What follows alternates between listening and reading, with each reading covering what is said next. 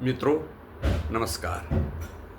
आपको मेरी YouTube channel PH network में स्वागत है। मैं आशा करता हूं कि जो राष्ट्रवादी और सनातनी जनता है वो बेहतर होंगे और ठीक होंगे। मेरी अपील आपसे ये है कि मेरे चैनल को सब्सक्राइब कीजिए और हमारे वीडियो को लाइक कीजिए।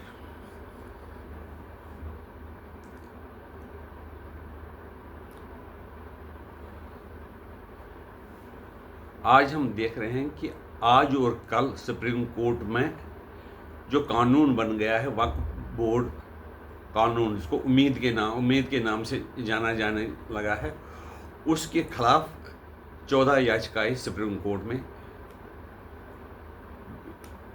दाखिल की गई, जिसमें कहा गया कि इसकी सुनवाई, जो ये कानून के खिलाफ जो सुनवाई है, उसमें जल्दी से काम शुरू किया जाना चाहिए। क्योंकि कारण दिया गया है कि ये मौलिक अधिकारों के खिलाफ ये जो कानून बन गया है वक्फ कानून 2025, ये मौलिक अधिकारों के खिलाफ और धार्मिक स्वतंत्रता के खिलाफ है। तो इस सिलसिले में सुप्रीम कोर्ट ने कहा कि हम इसकी सुनवाई जल्दी नहीं कर सकते, कि आपको बताना पड़ेगा कि धार्मिक स्वतंत्रता पर कैसे हमला है और मौलिक अधिकारों का हनन इससे कैसे है, और देखना है कि वही लोग ज़्यादा कोर्ट में जाते हैं जिनको वक्फ की प्रॉपर्टी से फ़ायदा है। बताया जाता है, कई लोगों ने बताया था कि वहाँ की जो हैदराबाद की जो कोई यूनिवर्सिटी वगैरह जिसकी जो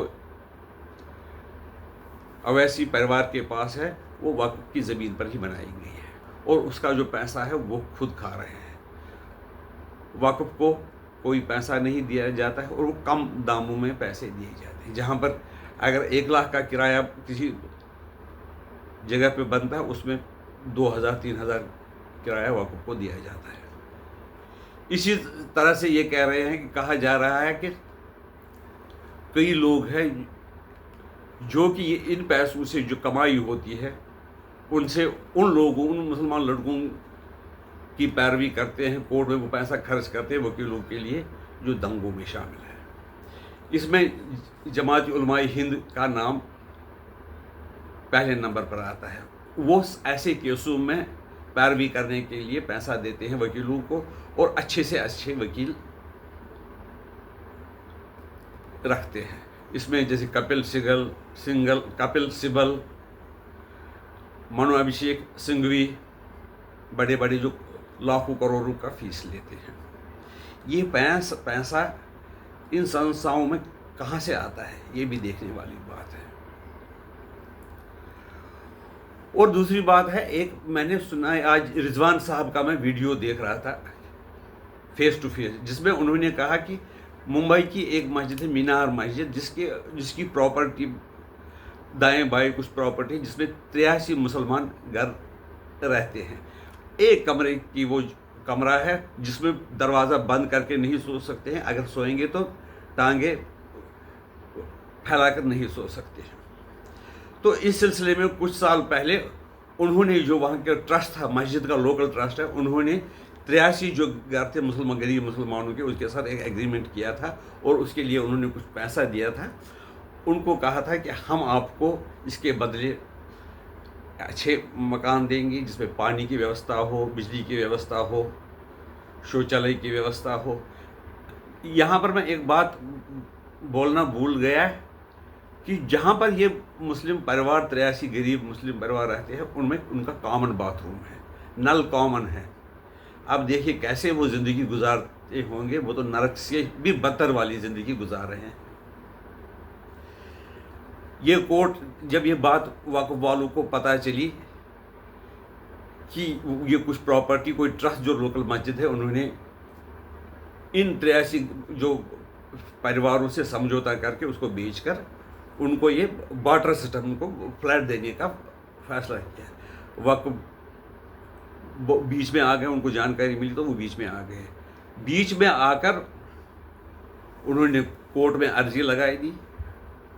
वो हाई कोर्ट में चला गया, जो क्योंकि कानून ही ये 2007 में चले गई थे और ये कानून ने उसको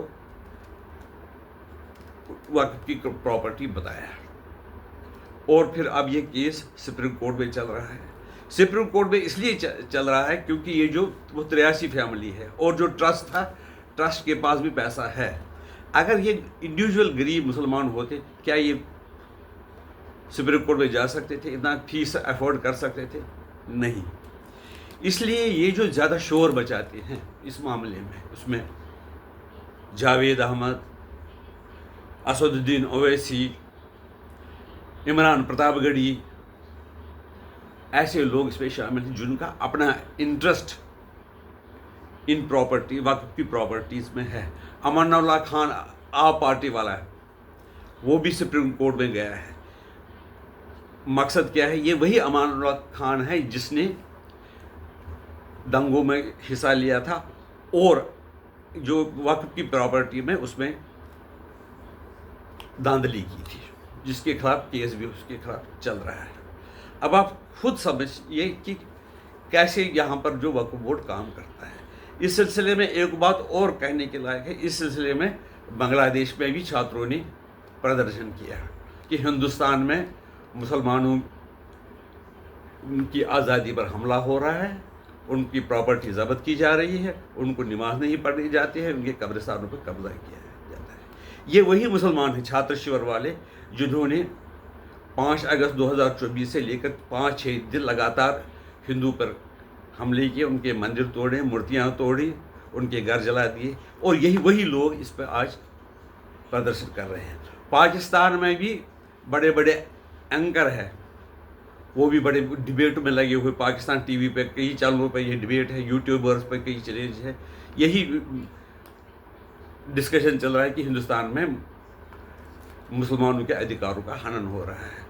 और वो वही बात मानते हैं जो उनके यहाँ के जो मुल्ला मौलवी बताते हैं, तो वही लोग उनकी ही बात वो मानते हैं। तो इस सिलसिले में मैंने एक स्टेटमेंट नाजिया खान का था, जो कश्मीरी लड़की है, हमारी बहन जैसी है, तो उसने स्टेटमेंट दिया कि हम अल्लाह का इस्लाम मानते हैं, मुल्ला का इस्लाम हम नहीं मानते। आपकी राय क्या है इसके बारे में, आप बताइए। नमस्कार।